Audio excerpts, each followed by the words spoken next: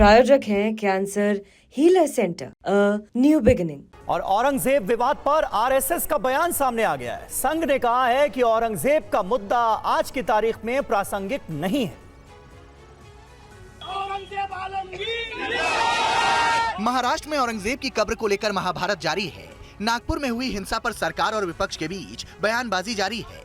हिंसा को लेकर आरएसएस का बयान सामने आया है। संघ ने कहा है कि किसी भी तरह की हिंसा समाज के लिए ठीक नहीं है। Any type of violence is not good to the health of the society, and I think police are have taken the cognizance of it, and so I think they will go into the details, and that's the point.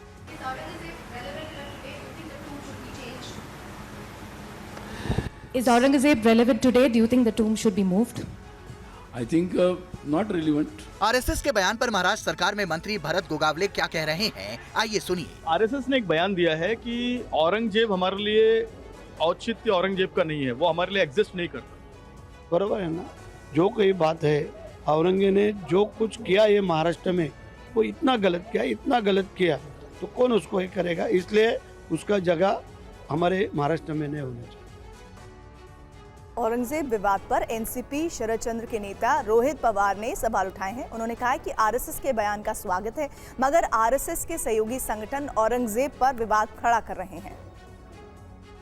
हमारे साथ रोहित पवार हैं। पवार साहब, आप ये बताएं कि RSS तो कह रही है कि औरंगजेब का एग्जिस्टेंस ही नहीं है हमारे लिए। प्रेस कॉन्फ्रेंस में औरंगजेब के सवाल पूछने भी कह रही है, कौन औरंगजेब? इस टाइम पे, इस वातावरण में आरएसएस ने अगर ऐसा स्टेटमेंट दिया है, जो दिया है, ऐसा हमको समझ में आता है, तो हम उनका स्वागत करते हैं। लेकिन हमारा कहना है कि आपकी जो डिफरेंट सिस्टर ऑर्गेनाइजेशन है, जैसे कि आपके एबीवीपी है या वीएचपी है और तीसरी है बजरंग दल, उन्होंने तो अलग तरीके का वहाँ पे निर्णय लिया था कि वहाँ पे वो कब्र निकलनी चाहिए। तो एक साइड में आप कुछ अलग बोल रहे हो, जिसका हम स्वागत करते हैं।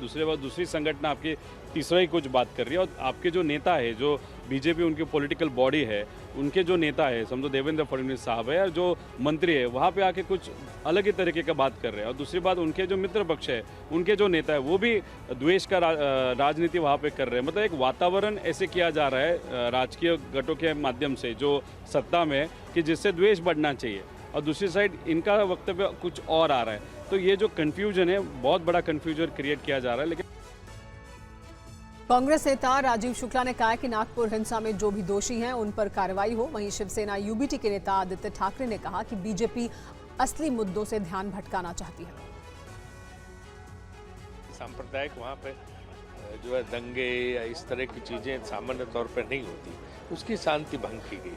जो भी दोषी उस पर कड़ी कार्रवाई करनी चाहिए। अगर विश्व हिंदू परिषद के लोग हैं तो उन पर कड़ी कार्रवाई करनी चाहिए। और इस मामले में सरकार को पूरी तरह से, महाराष्ट्र सरकार को निष्पक्ष होकर कार्य करना चाहिए। नागपुर और महाराष्ट्र की शांति जरूरी है, बजाय राजनीतिकरण करने के।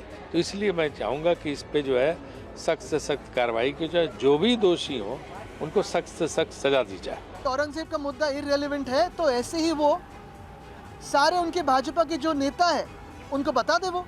और हम तो यही मानते हैं कि औरंगजेब का मुद्दा हो ही नहीं सकता है। अगर मुद्दा है, कब्र का मुद्दा है, तो एक दिन में प्रधानमंत्री महोदय निकाल सकते हैं। 2 दिन पहले भी स्वयं मुख्यमंत्री महोदय गए थे दिल्ली में, मिले थे प्रधानमंत्री महोदय से। क्या उन्होंने ये विषय उनसे बात की, चर्चा की? लेकिन सिर्फ राजनीति और जो खुद की असफलता है उसी को छुपाने के लिए इसी बात पे जा रहे हैं।